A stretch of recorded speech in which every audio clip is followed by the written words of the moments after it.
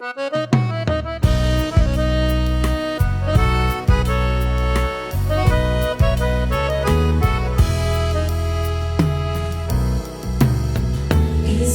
fiainako izao efa napetrako aminao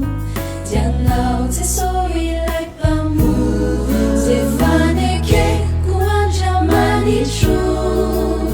izay mitranga amiko aniro amplitsoratra izay ekeko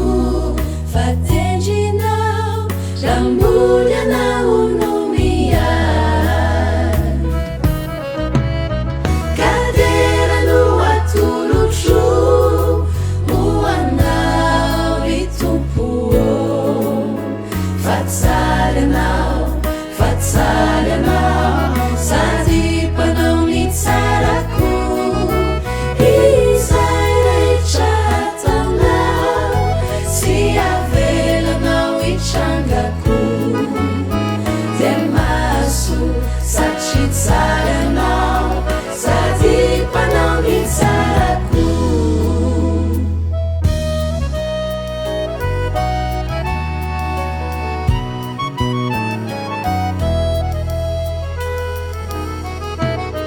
ry olo no lazaiko izao fizay mitrangy eo aminao raha mbola Jesosy lay mpamory zay oekenao ho andriamanitrao dia lalana atsaranao